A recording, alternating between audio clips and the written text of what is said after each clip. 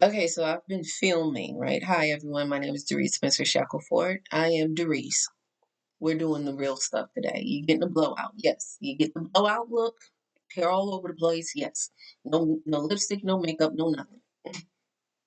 So I just looked at I've been drinking my mushroom coffee and my pineapple juice, right? And I just happened to look at it on screen. So you see all this stuff. This is organic pineapple juice, which means it's just pineapple juice and water. So it won't be so thick.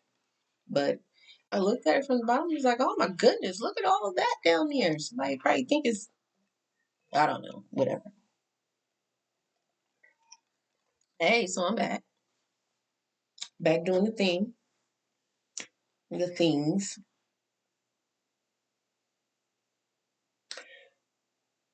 A lot of single parents do not have conversations with their children about sex, about their bodies, about relationships, about the parents getting remarried or getting married.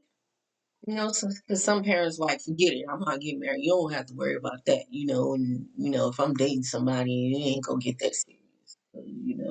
You might see them, but you ain't gonna see them forever, and it's like, how can you prepare that? How detrimental that is to that child that you're really programming that child to never see you in any type of healthy relationship with the opposite.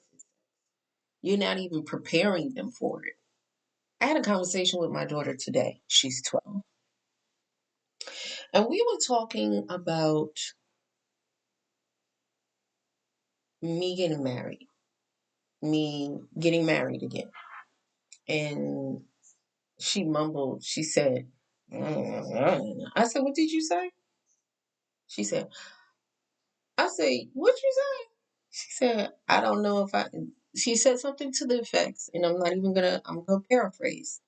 She said something to the effect of, well, I don't know if I'm going to like them very much. And I said, why not? You like your father's wife. You like your stepmom. And I said, why is it okay for your father to get married and not your mother to remarry? And I said, that's not fair. I said, that's not nice. I said, who said you won't like this person? And she was like, never mind. And I said, no. I said, if it's okay for your father to get married, it should be okay for me to get married, remarried, because I deserve to have someone in my life as well. And she just got quiet and started drawing on the erase board. And I just wondered, like, how many other single parents out here are dealing with this? Like, she's 12. I get it. But you're 12. Your brain should comprehend something. You talk to me about all this other stuff. What do you think? And then I thought to myself, I was like, wait, I must not be the only parent dealing with this. And we were just talking about, when we went on our walk today, well, yesterday, we were just talking about her being in a wedding. And, she was talking about she got a new baby sister on the way, and this and then the other. And I was like, oh, well, blah, blah, blah, blah, blah. And I said my thing about, oh, well, oh, it's not going to be me because I'm not having a little girl. I'm having a boy, maybe even twins. And she was like, no, no, no. She was arguing with me. But she was just excited that she's having a little sister. But the thing, and the reason why I'm bringing it up is because if you're not preparing your children to see you in a healthy relationship with you having a companion, what are you preparing them for? Do you not know how detrimental that is to their psyche, to their emotional intelligence, that they're not equipped for that? You're not even preparing them for it. And that's something that I always have done with my children. Excuse me, everyone. My eyelid is itching. That's something I've always done. I prepared them for it all because you never know. Nobody knows when things. Oh, excuse me. Nobody knows when things like that are going to happen. But I definitely want my children to be prepared for it. Not gonna catch me slipping and I didn't tell you. I warned you. I'm one of those people. Well, I warned you. I told you it was gonna happen. But we have to, as parents, we have to prepare our children for every aspect of life. Death. We talk about death. We talk about birth. We talk about how babies are created. We talk about all of that. I never allowed my children to name any of their body parts for anything other than what they are. I was raised like that with my grandmother. You don't call it a wiggly worm. I don't know. It's a penis, and I'm saying that like this because I don't know how YouTube is. Oh, make sure you like, share, and subscribe. Make sure you do that. Don't just sit here and watching me. Like, share, and subscribe wherever it is on the screen, y'all. So yeah, I was like, okay. So we're sitting there, and I'm like, all right, it must be other parents going for this. I'm not the only one. Couldn't possibly be the only one. I remember when I was about 16 and someone wanted to date my mother. But I was always a good, judge of character. And this man started coming around and I was like, I straight up told him, I said, what you want? He was like, what do you mean what I want? I said, what do you want with my mother? I said, we ain't got no money. What you want? And I said, and she ain't having no more children. So what you want? I was very outspoken at 16. I said, you're not going to put your hands on my mother. I said, and believe me, if you ever try, I said, I will hurt you, man. I said, with that very cane you walking on. And he looked at her. My mother said, Dearice. I said, no, he needs to know that just because I am the oldest, that does not mean he can come over here and finesse somebody. And he said, I would never. I said, no. I said, long as you know that you will never, because you will never. And I said, what you want with my mother anyway? You old. I said, my mother is very young. What do you want with my mother? And he just looked at my mother. My mother was trying to, she's like, Dearice, stop it. See, something about me is if I can judge, and I was a good judge of character, found out this man had a whole family. What is like, and his hair was slicked back, like pimps. Like, you coming up here? This woman got 2 children. I'm 16 years old. You got slick back hair and you walking with a cane. I was always watching too. He used to come, talk to her in the driveway. See, the thing about it is, I told her, I said, you can be with somebody. I said, but they're going to know what type of person I am. See if they can handle. If they can't handle me, they can't handle you. I said, because you ain't going to say nothing to him. Mother was very non-confident. So what do you think men do with women like that? But I stood up for my mother. And I protected her from a lot of people that were trying to take advantage of her. Because she wasn't a fighter. Even after all she'd been through, she still didn't fight back.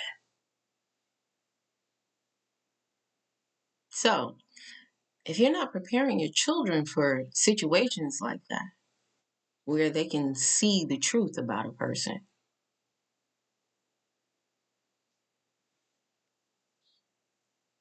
And all that man wanted was somebody young, because the next time we saw this man, well, it was probably a few months later.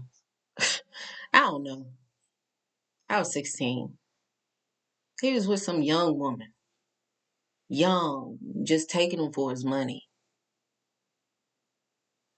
And he said to my mother, he said, yeah, I done got married to some young girl, and man, I was trying to take care of you with your daughter. And she said, no, I don't need you to take care of me. She said, yeah, my daughter wasn't going to let that happen. And I saw this girl. This girl was like 20-some years old. Man was older than my mother. He was in his 50s, almost 60. What you doing? What, you just wanted somebody young. We'll let you go on and do that. But if you are not preparing your children for situations so that they can see who these people are, sometimes your children have gifts. They can see people that you don't see. So they need to be prepared. I'm not saying they need to be like I was. I mean, now I really was. And I'm still a bit outspoken. Just a little bit more filtered, you know. I'm in my 40s now. So I'm like, I don't have to say everything I see. But these I see, says the blind man. But if you are not preparing your children for you to be in another relationship, a healthy relationship, I'm not telling you jump out there, go out there, jump out, steal it into the fire. I'm not telling you that. I'm telling you to prepare, but you have to prepare them. There has to be dialogue that's taking place in your home. You can't just spring it on them one day. Oh, I want you to meet such and such, and that child's like, who? Who? Who this here homo? Who this here homo? Who that? Who that? Huh? What? Come again? What? Come and say? Come what? Who that? Like, who is this person sitting at our table? We haven't even had a movie night together. We haven't even met in a public place yet. And they just over here? Mm-mm. See, you have to prepare your children for things. Show them the process of dating. Show it to them. Talk to them about it. So that when they see you doing it, they're like, oh, okay, I know how it should go. I know how it should go. But I know my circumstances are a little different. My children see me married. And they love my husband. He was not their father except for one of them. He he looked at him as his father. And so it's different in my case. But I always have the dialogue with them. Oh, I'm gonna have a boyfriend. I'm getting me. Mommy gonna start dating. Mommy gonna do this. Mommy gonna do that. And of course, they're like, okay, mommy. But there's dialogue. And I know some of you aren't preparing your children. As parents, we must prepare our children for every aspect of life, not just, oh, how to be a parent. Show them a good example of being a parent, a single parent. Is your goal to stay single for the rest of your life? Now, some people it might be because you're not willing to change, but it's about growth and it's better together. And I'm not talking about being in a very toxic relationship. I'm talking about a healthy relationship. Prepare your children. Start the dialogue with them about relationships. Ask them questions. What do you think about mommy or daddy dating?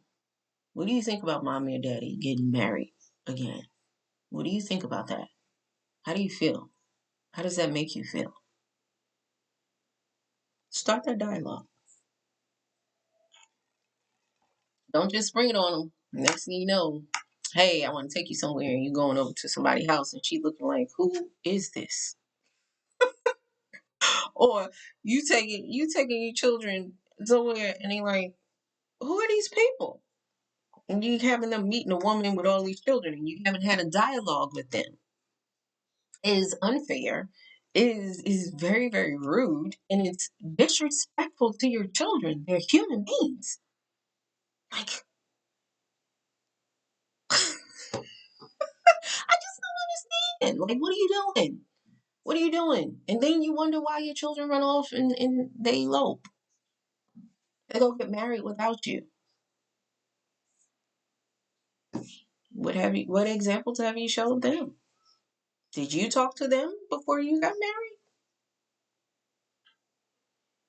Did you talk to them? Yeah, I did the same with my first marriage. We went and we got married and it wasn't with them. They were mad, but they were glad that it was with him. But they were mad because they weren't a part of it. Your children have feelings. You need to be able to acknowledge them. Show them emotional intelligence. Show them some EQ. Stop acting like I'm grown. I can do whatever. You can. Just be ready for the consequences. Just be ready for the consequences. Because when it happens to you, you're not gonna like it. Just letting you know. You're not gonna like it. Not gonna like it at all. Mm-mm. Nope. Nope. Nope. Nope. Nope. Nope. I'm actually the type of person like this. When it comes down to your relationships, especially my children, I don't get involved. I do not. I know you're like, well, you only have a 23-year-old. I have a 23-year-old and I have a 19-year-old. I do not get involved in their relationship stuff. When they ask me for advice, that's the only time I give it. I don't say, well, if it was me, I wouldn't. No. They don't ask. They don't ask. I won't tell. This is not my place. Not my place. And I know a lot of you are like, well, I'm their parent. I'm supposed to. No, you're not. Mm-mm. Parents and relationships, children relationships. Oh no, you ain't. You're not supposed to do nothing unless they come to you. And you can see, you can see stuff all day long, and you just wait. You just wait. And if you're smart, you get your phone out. If you're smart, you get your notes out, right? And just start typing in your notes. On this day, at this time, such and so and so. So this is what I noticed. So when they come to you and they say, so what do you think about such and such? Pull out that phone. So I'm glad you asked because I've been taking a couple of notes about this person. And on this day, at such and such time, such and such did this is what I noticed about such and such. I liked it or I disliked it. Now on the next time we saw them and you brought them over on such and such date at such and such time, I would have noticed that they did such and such. I ain't like that too much. See, the thing is, if you're observing, you observe. But if you're observing to give like positive feedback for your children, because in the end, they don't have to be with who you go be with. And but everybody has to be family, right? Because if your children still decide to be with that person that you claim you don't like, you're too invested in their stuff and then you're angry.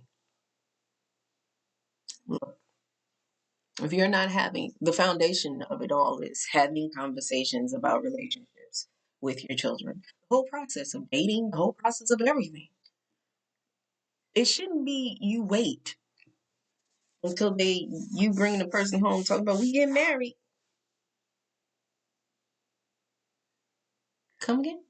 You can wait. What? When did y'all even meet? How did you even have time to do that? You work all the time. What you doing? How you do that? I'm just playing. I'm just being facetious, y'all. I'm being over dramatic. But you have to hold conversations with your children on matters, not just these matters. Matters. because emotional intelligence needs to be established so that they can self-regulate. So you can self-regulate. Because some of y'all parents not self-regulating. I see it all on social media. Y'all not self-regulating.